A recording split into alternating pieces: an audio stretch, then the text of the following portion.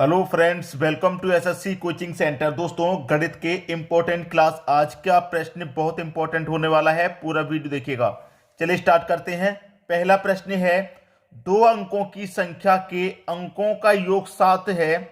यदि अंकों को पलट दिया जाता है तो नई संख्या में 3 जोड़ने पर मूल संख्या की 4 गुना हो जाती है। मूल संख्या क्या है?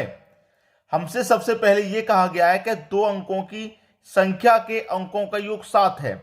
तो मैं ऑप्शन में सबसे पहले जाऊंगा कि किन दो संख्याओं का योग 7 है। 3 और 4 का योग 7, 6 और 1 का योग 7, 2 और 5 का योग 7, 1 और 6 का योग 7। मतलब मेरे पास चारों ऑप्शन ऐसे हैं जिनका योग 7 है। अगर मेरे पास सिर्फ एक ऑप्शन होता जिसका योग 7 होता तो मैं कुछ नहीं करता, मेरा आंसर वही हो जाता। लेकिन यहां पर तो पूरे चारों के चारों ऑप्शन का योग 7 है, तो कैलकुलेशन आगे को करनी पड़ेगी। ठीक है, सबसे पहले क्या करेंगे, पहला ही ऑप्शन ले लेते हैं। हमसे कह रहा है योग 7 है ना पहले ऑप्शन का, सबसे पहले पहला ही ऑप्शन ले लिया। हमसे कह रहा है कि अंकों को पलट दिया जाता है। हमारे पास क्या है दोस्तों, हमारे पास है 34। ठीक है, 34 है। अंकों का योग 7 है, हमारे पास 34 है। अगर मैं 34 को पलटूंगा तो 43 हो जाएगा। यही तो कह रहा है कि अंकों को पलट दिया जाता है। पलट दिया जाता है तो नई संख्या में 3 जोड़ने पर, नई संख्या 43 आ गई पलटने पर। अब इसमें 3 जोड़ने पर, इसमें 3 जोड़ूंगा तो कितना हो जाएगा, 46। 3 जोड़ने पर मूल संख्या की 4 गुना हो जाती है। तो मूल संख्या मेरी कितनी थी भाई? मूल संख्या मेरी पहले से कितनी थी? 34 ही तो थी। तो क्या इसका 4 गुना है 46? बिल्कुल भी नहीं है 4 गुना। इसका 4 गुना बिल्कुल भी नहीं है, तो पहला ऑप्शन गलत हो गया। दूसरा ऑप्शन ले लो, योग 7 है, 61 है, योग 7 है।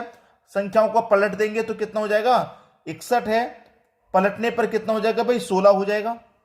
पलटने पर कितना हो जाएगा, 16 हो जाएगा। और नई संख्या आ गई 16, तो इसमें क्या करेंगे, 3 जोड़ेंगे तो कितना हो जाएगा भाई, 19 हो जाएगा। 19 हो गया। क्या 16, क्या यहाँ इसका 3 गुना है 19? बिल्कुल भी नहीं है भाई। मेरे पास 34 था, 34 का 3 गुना 16 नहीं था। 61 का 3 गुना है क्या? बिल्कुल भी नहीं है। तो ये ऑप्शन भी गलत। तीसरा ऑप्शन ले लेते हैं, 25 को। योग 7 है, पलटेंगे तो क्या हो जाएगा, 52। संख्या में 3 जोड़ेंगे तो कितना हो जाएगा, 55 हो जाएगा। तो क्या 25 का 3 गुना 4 गुना है 55? बिल्कुल भी नहीं है 4 गुना। ये ऑप्शन भी गलत। अब ले लेंगे 16। 16 को पलटेंगे तो कितना हो जाएगा, 61 हो जाएगा। और 61 में क्या करेंगे, 3 जोड़ेंगे, क्योंकि नई संख्या में क्या करेंगे, 3 जोड़ेंगे तो कितना हो जाएगा, 64। क्या 16 का 4 गुना है 64? 4 गुना ही तो पूछ रहा है, 4 गुना। क्या 16 का 4 गुना है 64? बिल्कुल है। 16 का गुना 4 करेंगे तो 64 ही तो होता है। तो 16 का 4 गुना हो गया 64। तो आपसे कहा गया था कि मूल संख्या क्या है भाई? मूल संख्या है आपका डी ऑप्शन। डी ऑप्शन आपके प्रश्न का बिल्कुल सही जवाब हो जाएगा। अब देखेंगे अगला प्रश्न। अगला प्रश्न है, कप्तानों और सैनिकों को मिलाकर कुल 1200 व्यक्तियों का एक समूह। कप्तान और सैनिक, ये मैंने सैनिक लिख लिया, ये कैप्टन लिख लिया। ठीक है, ये सैनिक, ये कैप्टन। हमसे कह रहा है कि 1200 व्यक्तियों का एक समूह एक रेल यात्रा कर रहा है। यदि प्रत्येक 15 सैनिक के लिए एक कप्तान है, प्रत्येक 15 सैनिक के लिए एक कैप्टन है, 15 सैनिकों के लिए एक कैप्टन है। ठीक है, तो कह रहा है कि उस समूह में कप्तानों की संख्या कितनी होगी? टोटल व्यक्ति हैं 1200, कैप्टन और सैनिक मिला के दोनों 1200 हैं। और दोनों का अनुपात कितना है, 15 और 1 16 है।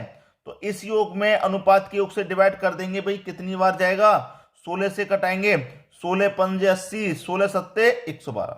ठीक है, 16 पंजे 80 और 16 16 दूनी 32 होता है, तो 112 हो गया। 16 सत्ते 112। 120 में से 112 कट गया तो 8 बचेगा, 8 में 0 लगा देंगे, 80, 16 पंजे 80, 75 बार में ये कट गया। अब 75 का गुना 1 से कर दो तो ये 75 ही हो जाएगा। और 75 का गुना 15 से कर दो तो ये 1125 हो जाएगा। ठीक है, तो इसका मतलब क्या है, सैनिक हमारे पास कितने हैं, 1125 हैं। और कैप्टन कितने हैं, उसमें से 75 हैं। इन 1200 व्यक्तियों में से 75 कैप्टन हैं और 1125 सैनिक हैं। टोटल मिलाकर के दोनों 12 से हो रहे हैं। आपसे पूछ रहा था कि कप्तानों की संख्या कितनी होगी, तो कैप्टन की संख्या कितनी है भाई, 75 है। यही आपके प्रश्न का सही जवाब है, बी ऑप्शन। उम्मीद करूंगा कि सभी को प्रश्न आसानी से समझ में आ गया होगा, किसी को भी इस प्रश्न में कोई समस्या नहीं होगी। ठीक है दोस्तों, अब देखेंगे हम अगला प्रश्न। अगला प्रश्न है, 3 अनुक्रमिक संख्याओं का योग 333 है। अंतिम दो संख्याओं का योग क्या होगा भाई? अंतिम तीन अनुक्रमिक संख्याओं का योग 333 है। 333 है कितनी संख्याओं का? तीन संख्याओं का। तो देखिए हमारे पास योग में संख्याओं से डिवाइड कर देंगे। संख्या हमारे पास तीन है तो औसत निकल के आ जाएगा। तीन से काटूंगा, 3 एक कम 3, 3 एक कम 3, 3 एक कम 3, तो 111 क्या आ गया मेरे पास? औसत आ गया। ठीक है भाई, संख्याओं के योग में संख्याओं से डिवाइड दे देते हैं तो औसत आता है। संख्या हमारे पास कितनी है? 3, 1, 2 और 3 संख्या है। तो औसत क्या होता है? हमेशा बीच वाली संख्या होता है, आप जानते हैं। और संख्याएं कैसी हैं? अनुक्रमिक, मतलब लगातार। तो 111 से पहले क्या आ जाएगा? 110, 111 के बाद में क्या आ जाएगा? 112। ठीक है, आपसे पूछ रहा है कि अंतिम दो संख्याओं का योग क्या होगा? अंतिम दो संख्याओं का, तो अंतिम दो संख्याओं तो ये हो गई भाई। टोटल तीन संख्याओं में अंत की दोनों संख्याएं तो ये हो गई, इनका योग पूछ रहा है। तो बता दीजिए भाई, 1 और 2 कितना हो जाएगा? 3, 1 और 1 2, 1 और 1 2, 223 हो जाएगा। ये आपके प्रश्न का सही जवाब है। कोई बच्चा है ऐसा जिसकी समझ में अभी भी नहीं आ रहा हो? 223 डी ऑप्शन क्या हो गया? सही आंसर हो गया। संख्याओं के योग में संख्याओं से डिवाइड करेंगे, औसत पता चलेगा। और औसत होता है हमेशा बीच वाली संख्या। तो तीन संख्याओं में औसत बीच वाली संख्या होता है। अब संख्या लगातार है तो 111 से पहले 110, 111 के बाद में 112। अब अंत की दोनों संख्याओं का योग, तो यही तो अंत की दो संख्या है, दोनों का हमने योग कर दिया, आंसर आपको मिल गया। बात क्लियर हो गई। अब हम देखेंगे अगला प्रश्न। अगला प्रश्न है, किरण के पास 50 रुपए तथा 100 रुपए के कुल 85 नोट हैं। यदि उसके पास कुल धन 5000 रुपए हो तो 50 रुपए के नोटों की संख्या कितनी है? ये बताना है कि 50 रुपए के नोट कितने हैं। गो थ्रू ऑप्शन प्रश्न को सॉल्व करेंगे। मैं मान लेता हूं कि 50 रुपए के 30 नोट हैं। वो यही तो पूछ रहा है कि 50 रुपए के नोटों की संख्या कितनी है। मैं मान लेता हूं कि 50 रुपए के नोटों की संख्या कितनी है भाई? 30 है। 30 है 50 के नोटों की संख्या, तो कितना हो जाएगा भाई? कितना हो जाएगा? 5 त्रिक का 15, 1500 रुपए हो जाएंगे।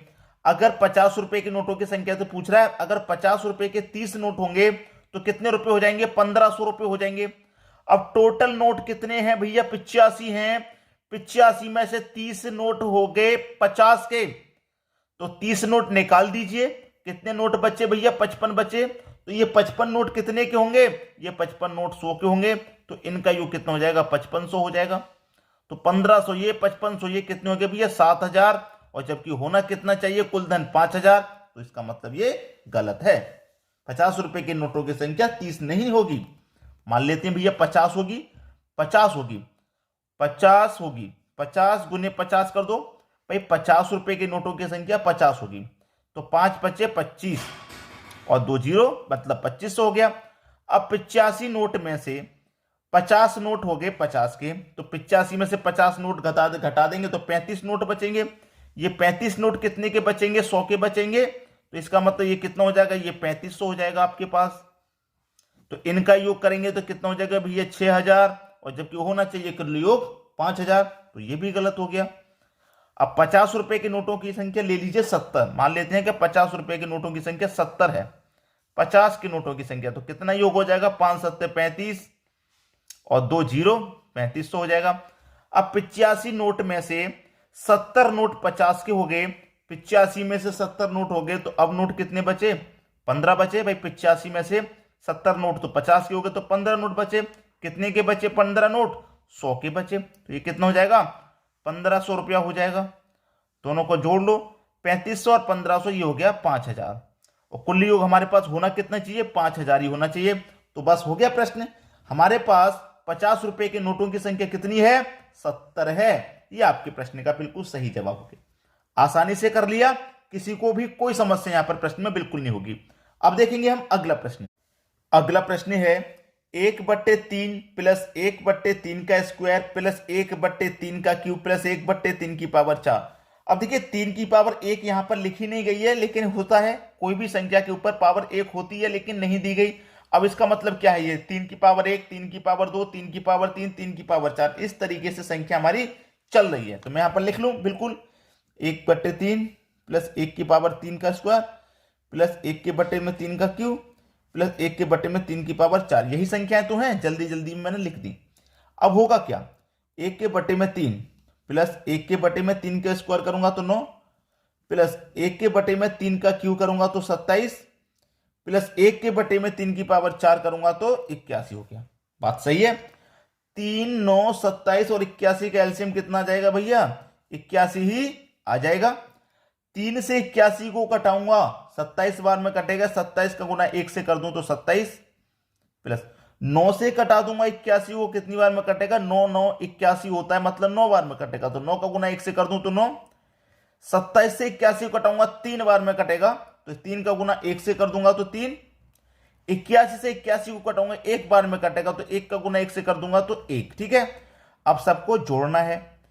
3 और 1 4, 4 में 9 जोड़ूंगा भाई 13, 13 में 27 जोड़ूंगा, कितना? 40, और बटे में कितना है? 81 है, तो 40 बट्टे 81 आपके प्रश्न का यहां पर बिल्कुल सही जवाब हो जाएगा। 40 बट्टे 81 बी ऑप्शन में दिया गया है। बात सभी की समझ में आ गई। और हमेशा की तरह मैं आपसे एक बात फिर से बोलूंगा कि वीडियो पसंद आया है तो शेयर करना ना भूलें। ठीक है, शेयर अवश्य करें।